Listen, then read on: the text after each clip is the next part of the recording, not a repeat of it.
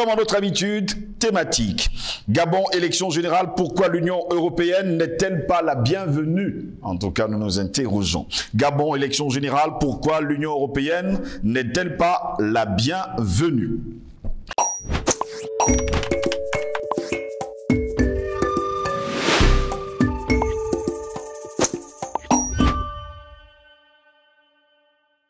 Et voici au bout de ce petit matin ma prière virile, que je n'entende ni les rires ni les cris, les yeux fixés sur cette ville que je prophétise belle.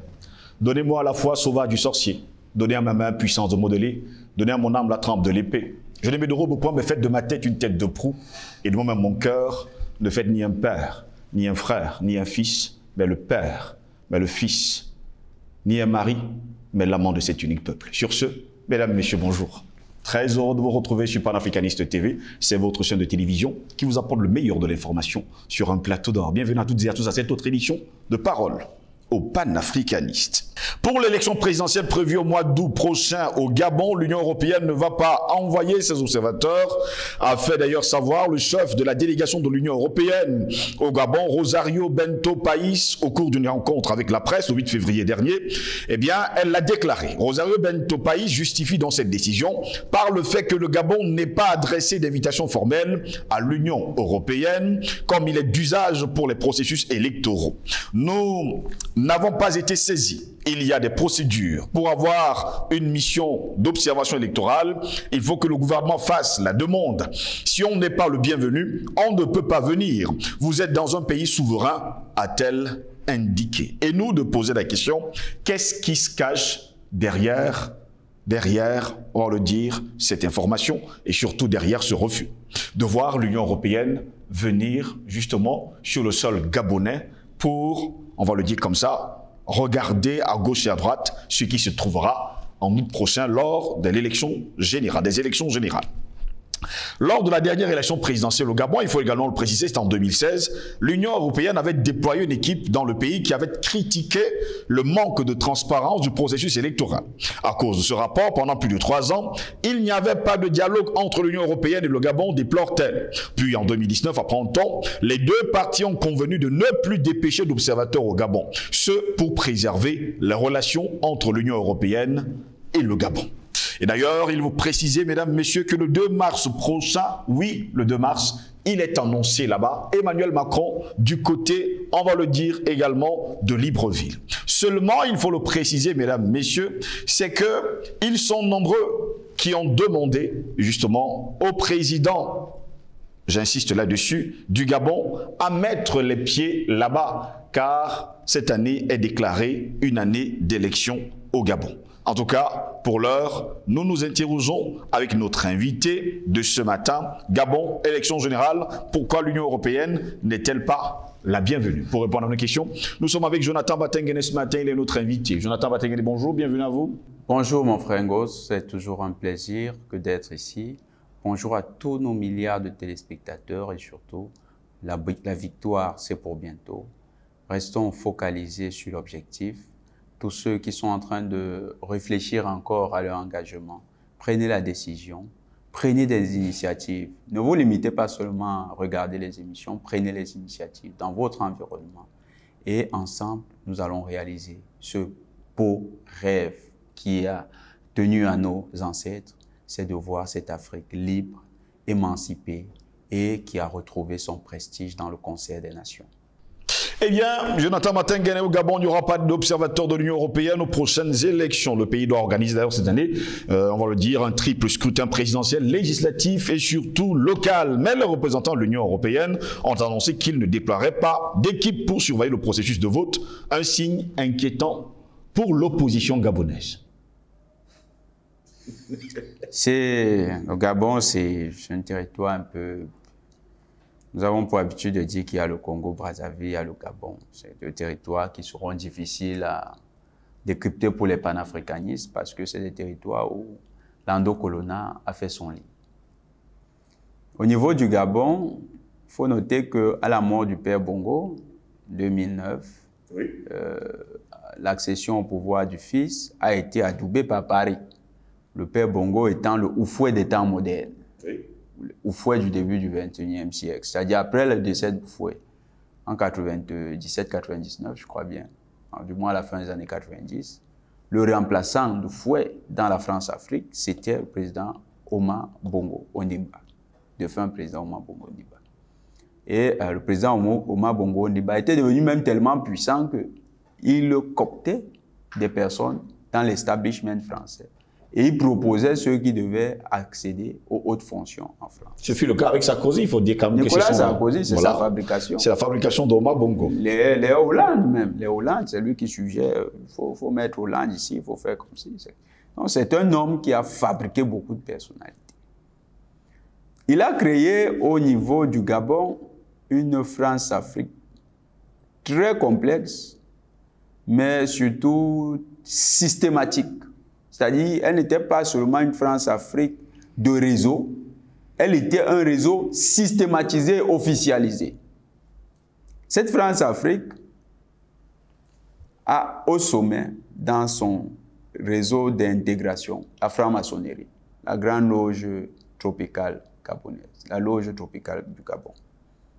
Dans la loge tropicale du Gabon, vous avez tout le landerneau politique et même économique et culturel du Gabon. Je discutais une fois avec un étudiant gabonais qui regarde les émissions et qui avait beaucoup en estime tout le travail que nous faisons.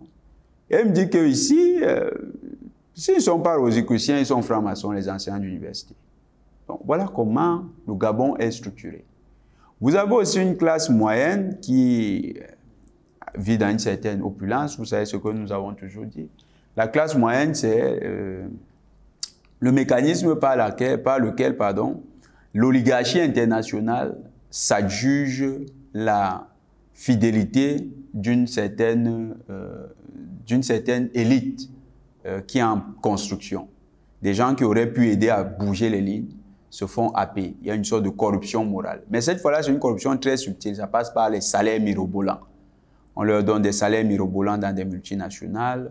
On les traite comme des petits princes. Ils ont des voyages sur les pays étrangers, surtout en Europe. Et là-bas, ils sont traités comme des citoyens de très haute catégorie. Ça leur donne l'impression que leur société est valorisée. Et ça les détache des combats des autres peuples. Ils croient même qu'ils sont des Africains différents. Voilà. Ils sont des Africains différents. Vous allez voir dans les propos de beaucoup de responsables de la jeune française. Ils diront que non, le Gabonais, c'est quelqu'un de... On lui prête un caractère différent. Mais c'est du diviser pour mieux régner. Donc, on fabrique cette élite, cette classe moyenne au Gabon pour les dissocier de ces problèmes. Et cette classe moyenne participe à la gabégie et au pillage des ressources. C'est comme ça que vous avez des projets, par exemple l'uranium qui a pollué toute une ville gabonaise, je me souviens de la ville, qui a été totalement polluée. Vous avez Total qui a exploité du pétrole dans plusieurs localités au Gabon, a laissé un environnement délétère, oui, un environnement totalement saccagé. Et donc ces différentes zones-là, ça s'est fait avec la bénédiction des élites gabonaises. Vous avez les ministères, les différents ministères, parce que les ministres au Gabon, vraiment, pour avoir échangé avec quelques personnes qui connaissent, les ministres au Gabon, c'est vraiment des personnalités. C'est des personnalités, au sens même économique du terme, c'est des acteurs avec un patrimoine impressionnant. Voilà le système que la France-Afrique a créé au Gabon. Et comme il y a une population qui est relativement peu importante, oui, alors le système marche relativement bien là-bas et les acteurs du petit peuple ne peuvent pas facilement trouver des relais parce que dès que l'un d'eux émerge comme un acteur majeur, il est happé par le système de cooptation dans les réseaux. Oui. Et ça fait que les perspectives de résistance au Gabon sont très faibles. Quand on voit les acteurs, même qui veulent défendre le Gabon, parfois nous avons trouvé un peu suspect que certains acteurs ils vous écrivent depuis la France. Ils disent je viens en France et ils vous disent qu'il va défendre le Gabon. Moi, parfois, je ne réponds pas. Mais ça ne veut pas dire que je ne veux pas entrer. C'est que je me pose 1001 questions. Comment tu feras Quand tu vas commencer vraiment ce combat, si tu es sincère, on va te rapatrier. Et le Gabon, ce n'est pas le Cameroun. Quand tu vas rentrer au Gabon, on va te jeter en prison. Parce que là-bas, les endo-colons sont totalement maîtres. Donc voilà un pays. Il faut d'abord cette configuration. Les batailles de prise de pouvoir au Gabon se sont toujours faites par l'endocolonat. Donc il fallait ce contexte pour que les Africains comprennent bien. On est dans un État totalement contrôlé par l'endocolonat. Et donc, chaque fois qu'il y a les batailles de prise de pouvoir, c'est l'endocolonat qui se met à gauche et l'autre se met à droite, et c'est le pouvoir à droite. Et l'endocolonat de gauche commence à dire « Ah, celui-là, il gère mal, il gère mal, il gère mal » pour récupérer l'affaire. Donc, c'est des rivaux politiques, ce n'est pas de véritables alternatives politiques qui sont en concurrence. Dans ce contexte, donc, le président Bongo, Ali Ben Bongo, quand il prend le pouvoir en 2009, il va connaître deux grandes adversités. La première, des endocolons, hein, parce qu'il fallait poser ce qu'on ne croit pas que je vais parler de quelque chose où il fallait l'opposant a fait ci. C'est l'endocolonat au Gabon. Donc, le premier, c'était Mbaouba, qui est presque un cousin à lui, hein, parce qu'il a grandi dans presque les mêmes conditions que lui à la présidence. Baobam, il a été ministre, il a eu la confiance de son père, il était franc-maçon, tout le reste.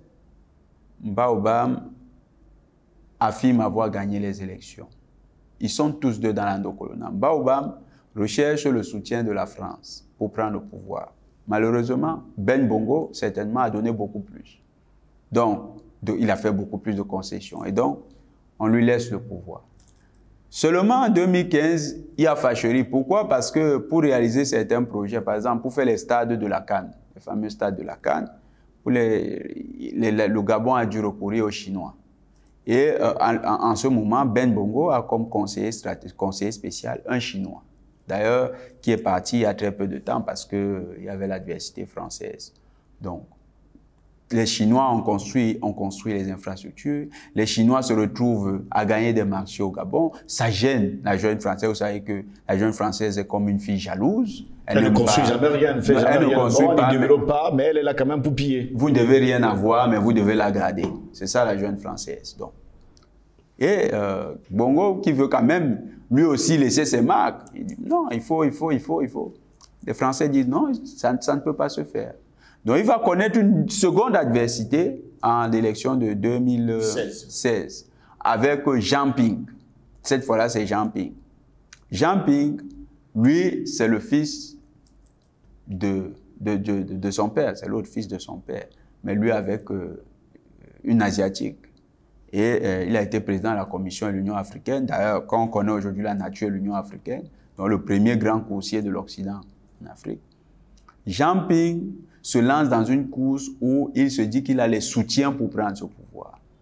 Il fait tout et Bongo réussit, Ali Ben Bongo réussit encore à s'imposer. Cette fois-là, quand même, ça passe, mais avec beaucoup de difficultés parce que Jean Ping nous a même donné le spectacle des révolutions de couleur. C'est-à-dire qu'il a commencé une révolution de couleur, elle s'est estompée parce que le président Ali Ben Bongo a tenu bon. Alors, après le départ de ces deux grands endocolons, qui eux deux étaient aussi francs-maçons, donc ils étaient dans tous les réseaux, les mêmes réseaux que Ali Ben. Après le départ de ces deux grands endocolons, il n'y avait presque plus quelqu'un qui avait, il n'y en avait même plus, quelqu'un qui avait la carrure d'Ali Ben Bongo. Donc le contexte politique est rentré dans ce que j'appelle une phase consensuelle. Pas un consensus du fait que les acteurs étaient convaincus des bases du nouveau système, mais du fait que les rapports de force étaient tellement défavorables que chacun trouvait que c'était suicidaire de se lancer dans une aventure contre Ali Ben Bongo. Donc tout le monde s'est rangé et maintenant la société politique gabonaise évolue suivant les règles et les volontés d'Ali Ben Bongo. D'ailleurs, il est en train de positionner ses enfants à toutes les positions, l'autre à la garde présidentielle, l'autre aux affaires étrangères, l'autre. Il met ses enfants dans tous les rouages du pouvoir pour que, certainement, de manière dynastique, ça se perpétue.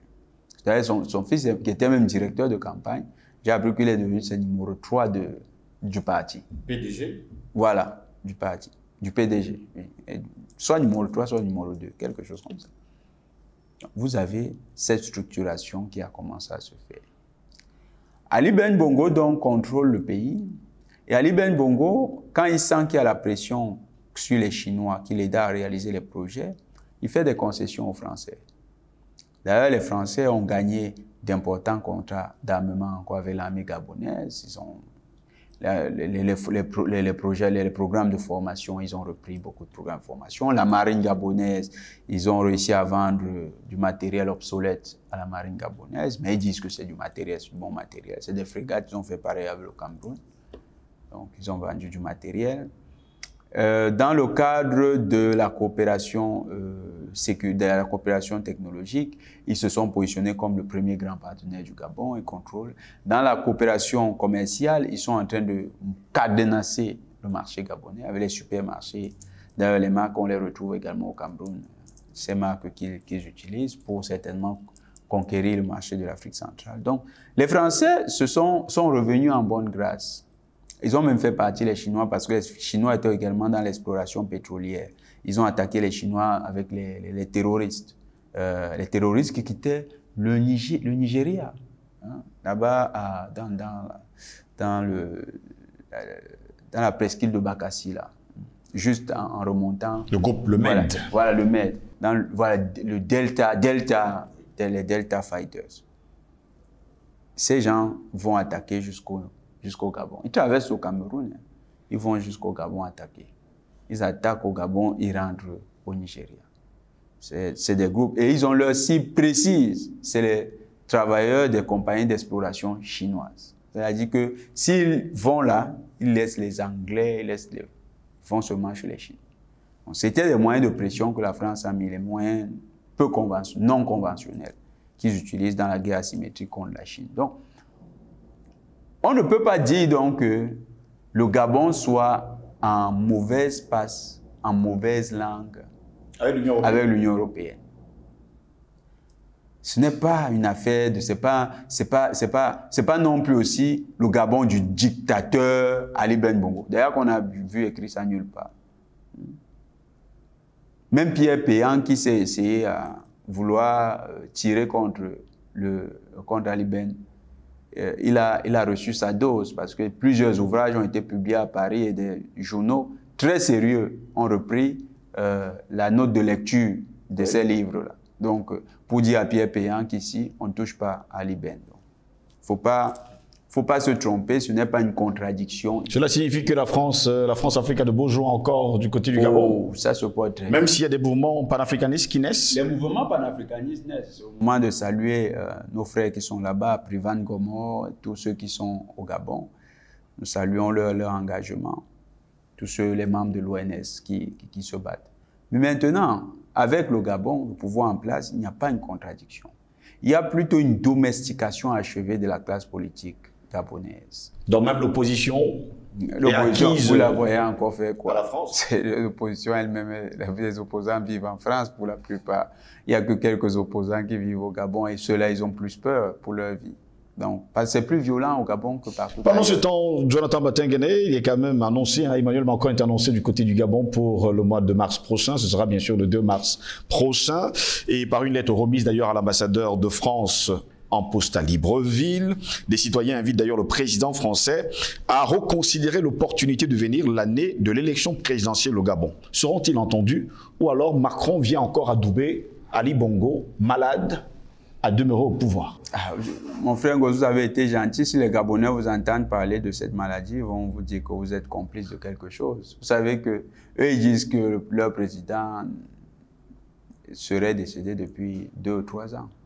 Et que tout ce qu'on voit, c'est un simulacre. Il y a des gens qui se sont spécialisés. On m'a même envoyé des vidéos. J'ai regardé ces vidéos. Je ne suis pas un spécialiste des masques et autres choses. Donc, je ne vais pas corroborer cette thèse. Mais c'est pour dire que au Gabon, l'environnement est tel que les gens soupçonnent que ce n'est pas leur président qui gère et que c'est sa femme qui est française, qui est une citoyenne française qui gère en fait le Gabon, avec la bénédiction de plusieurs collaborateurs français. Moi, j'étais surpris de voir que l'un des hauts responsables de la présidence de la République, c'était un Français.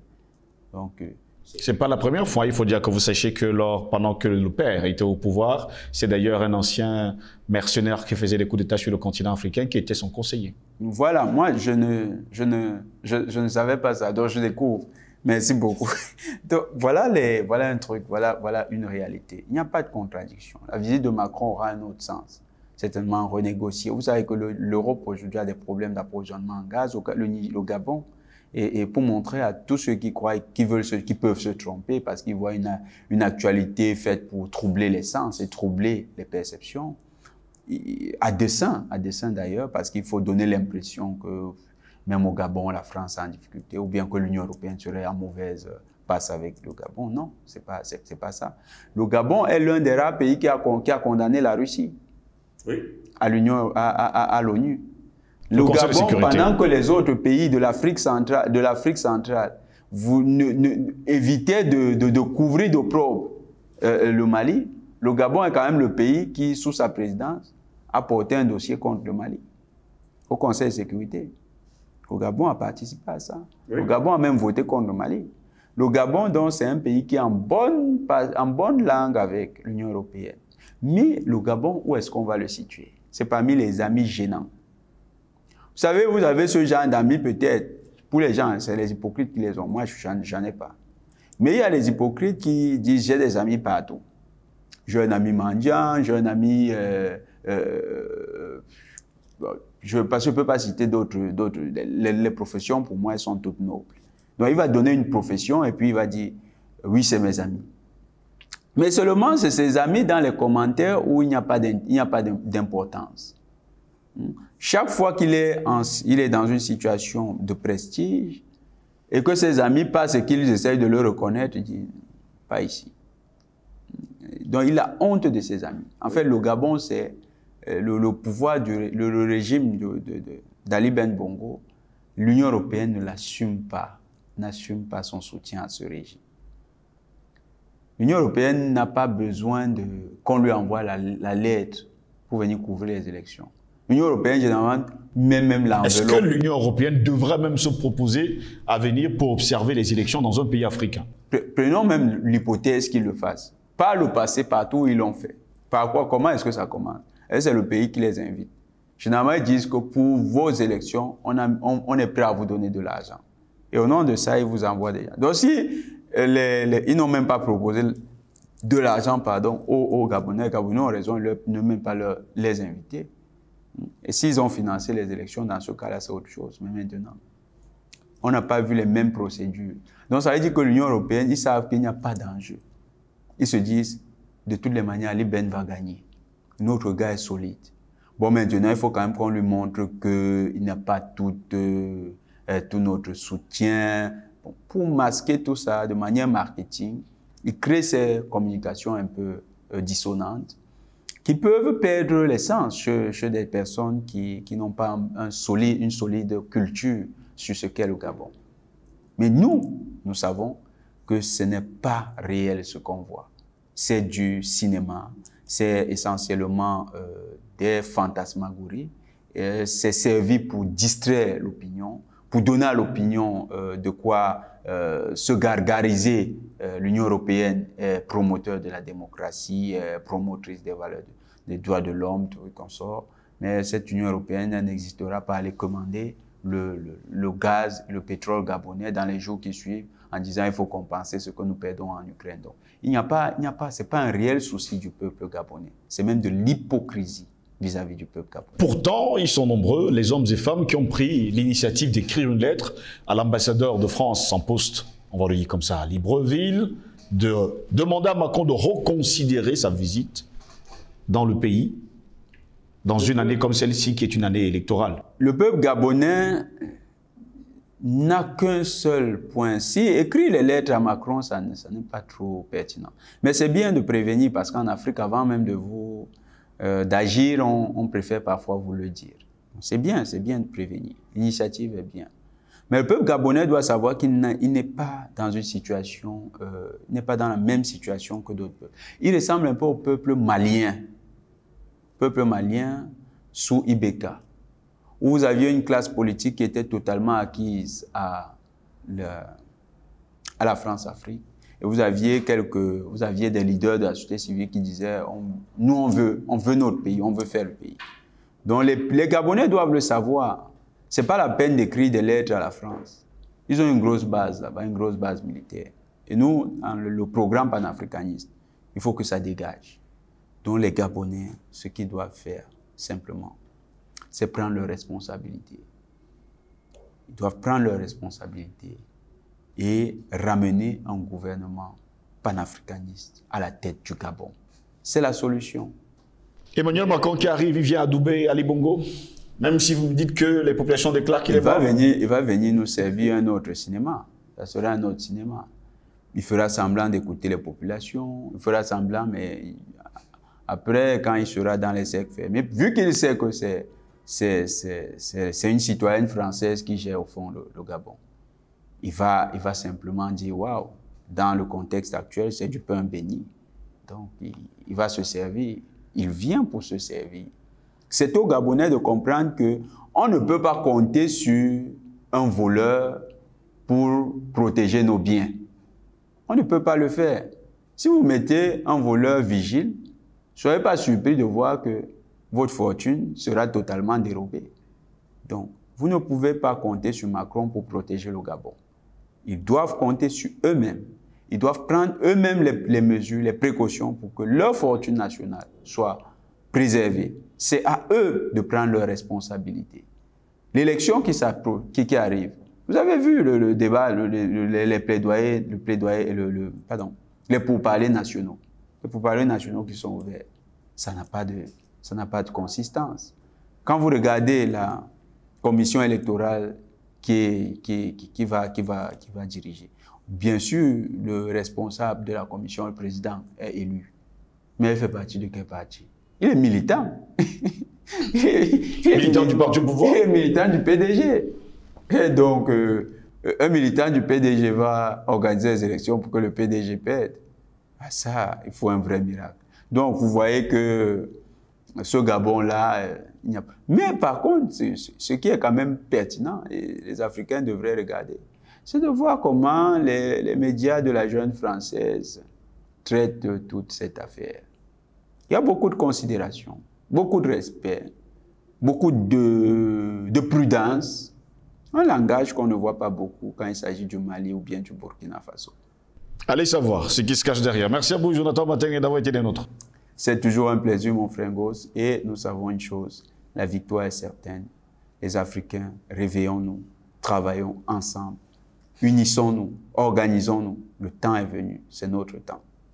Mesdames, Messieurs, nous mettons la clé sur le paillasson pour cette autre édition de Parole panafricaniste. Au plaisir de vous retrouver très prochainement. Passez une agréable journée.